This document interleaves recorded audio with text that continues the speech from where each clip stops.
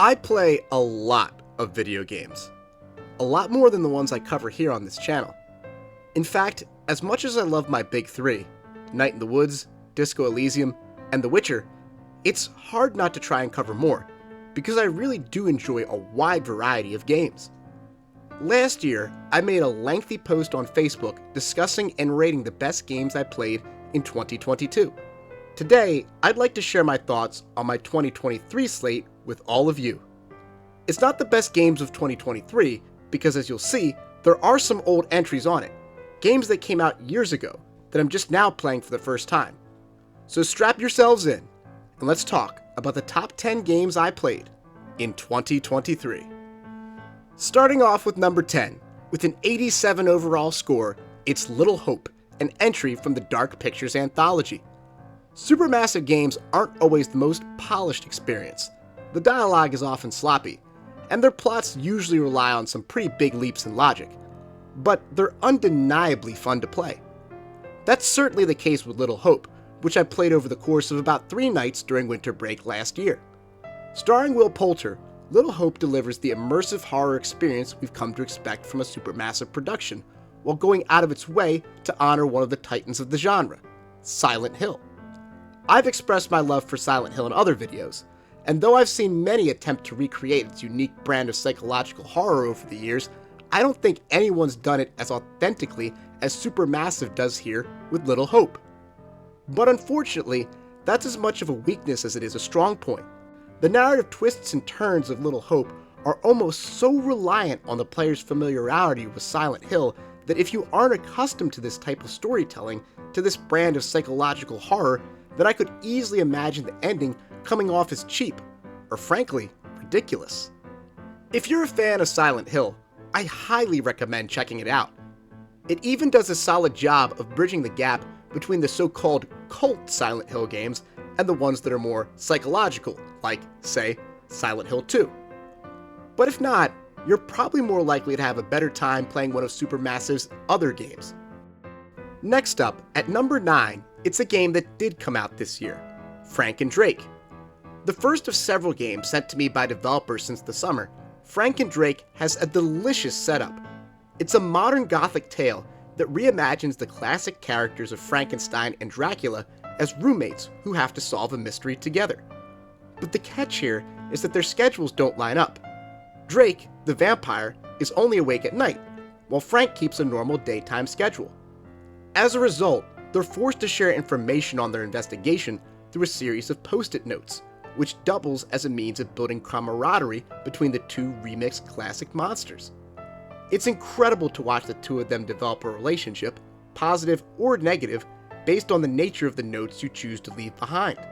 All of this has an impact on the story, on which of the game's 6 endings you get.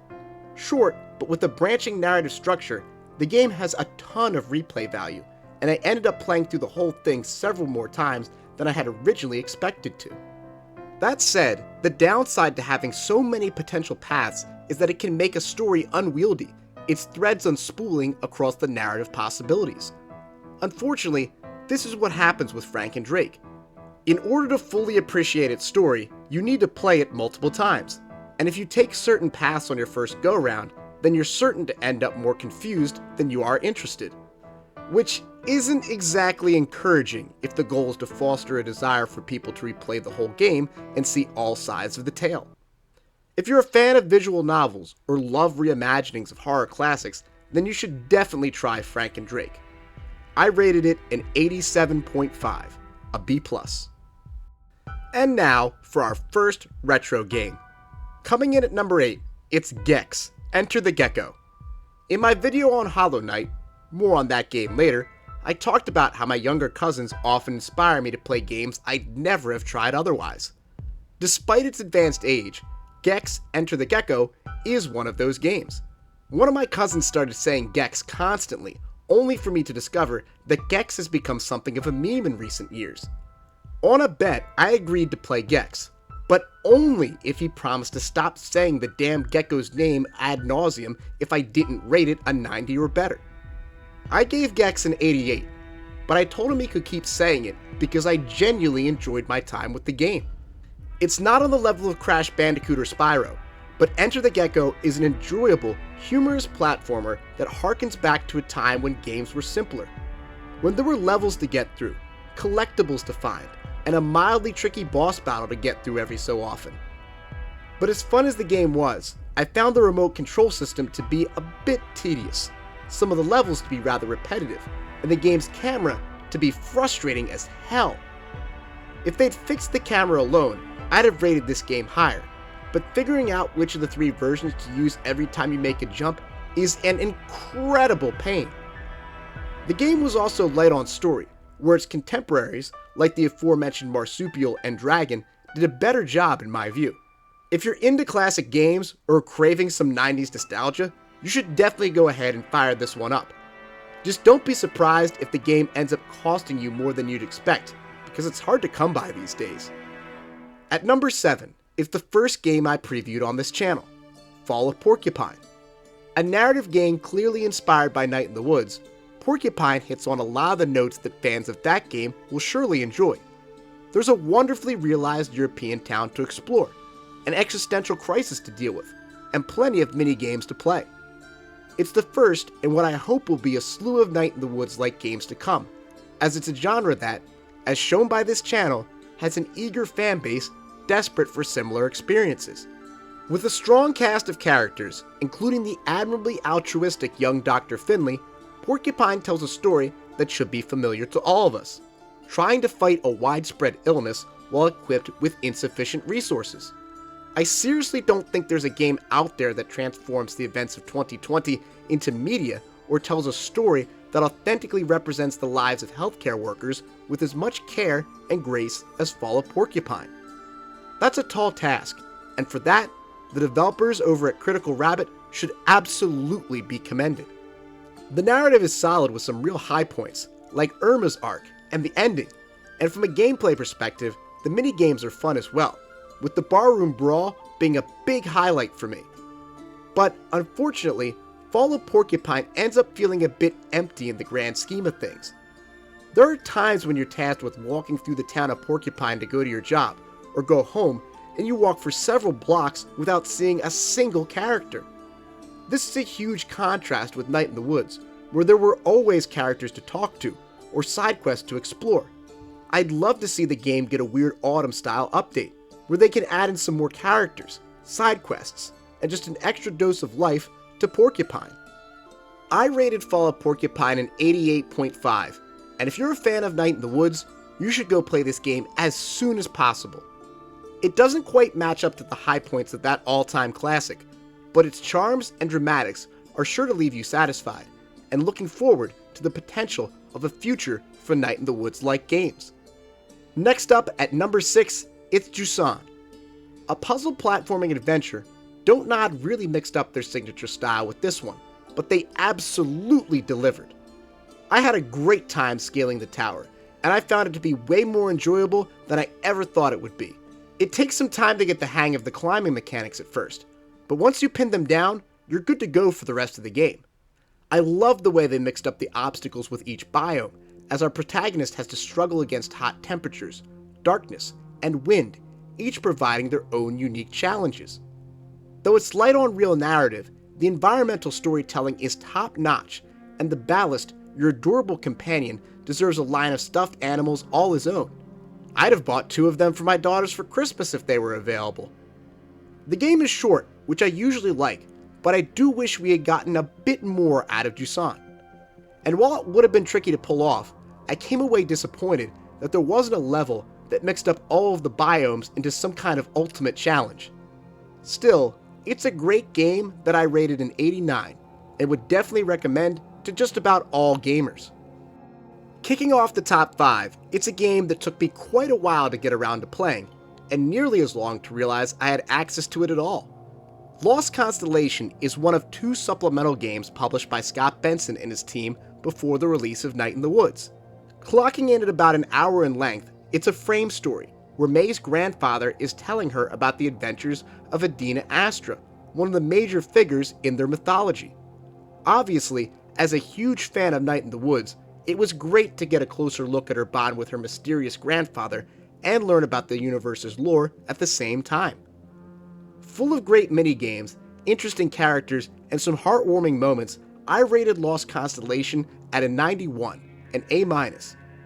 It feels, in so many ways, like the perfect precursor to Night in the Woods, and looking back, it's really cool to see how Benson and company experimented with concepts they'd later dive into fully in their magnum opus.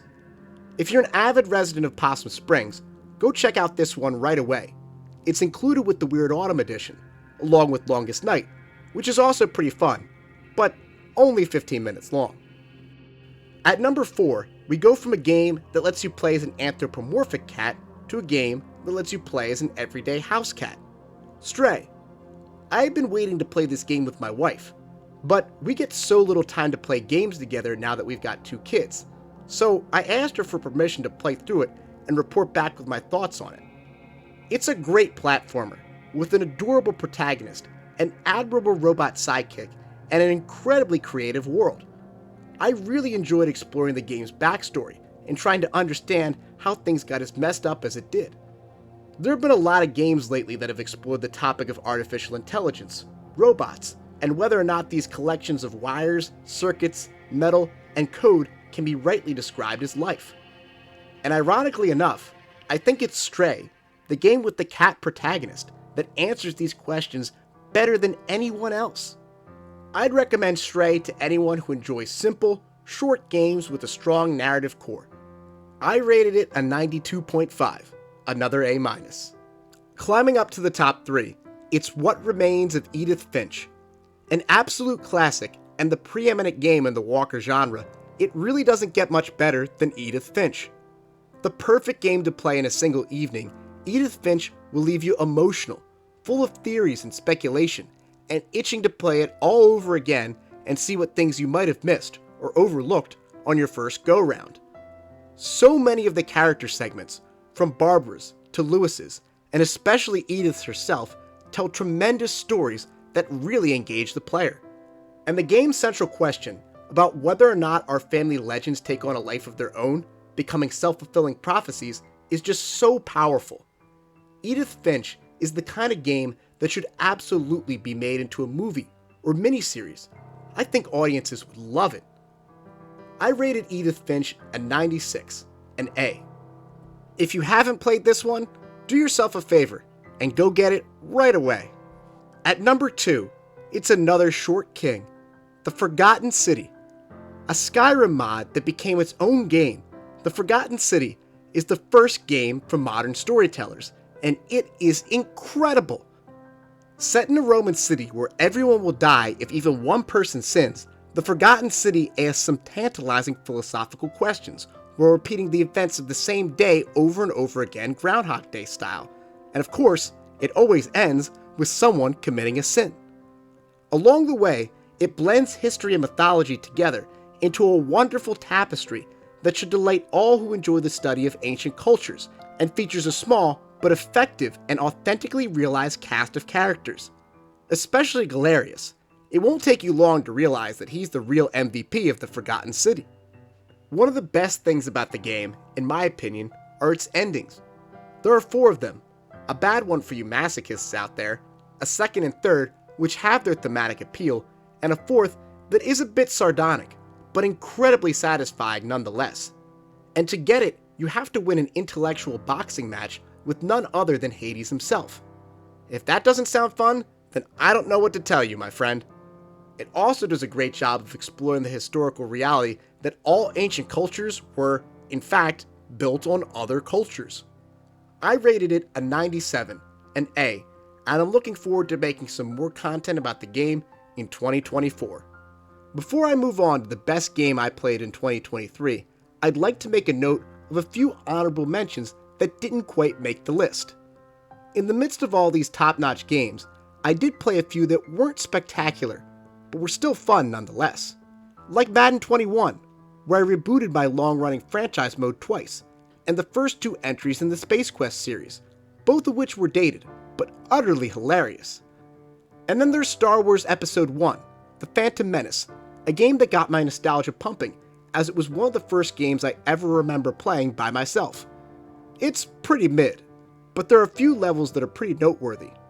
For example, Both Tatooine stages are great, as they task Qui-Gon with completing tasks that very well could have happened, building on the events of the film exactly how a video game adaptation should. But for some reason, these levels also turn what is largely a top-down action game into Grand Theft Auto Mos Eisley, as, for some bizarre reason, one of the ways for Qui-Gon to acquire the parts necessary to fix Anakin's pod racer is to simply murder the people holding them. And it seems that the game accounted for the fact that you might do this, as killing someone sets off an alarm in the city, like Assassin's Creed 1 style, and prompts everyone from shopkeepers to Jawa to start blasting away at you. I have no idea why this is even a possibility, but the fact that it is just so ridiculous. It's one of those early PS1 era oversights that just makes you shake your head, laugh, and appreciate how far the industry has come. And finally, standing tall at number 1, it's the incredible Hollow Knight. When I fired up Hollow Knight for the first time, I didn't expect it to top my end of the year ratings for 2023. But between a charming art style, delightful characters, top-notch music, and exciting combat, it really does have just about everything I look for in a video game. I've spoken openly about my love for the Souls series, and Hollow Knight does so much of what made me fall in love with those games when I first played them all those years ago. The boss fights are challenging, but rewarding. Exploration and experimentation is rewarded, and there are multiple endings and plenty of secrets to pursue. As I covered in my Hollow Knight video back in May, the most surprising thing about my playthrough of the game was that my oldest daughter fell in love with the game right along with me. In all seriousness, we were able to potty train her thanks to a constant stream of Hollow Knight stuffies that we used as rewards, and to this day, she asked to play Hollow Knight with me at least a few times a week. So not only was a quest through Hollow Nest ridiculously fun for me, it's shaping up to be a formative gaming experience for my daughter as well.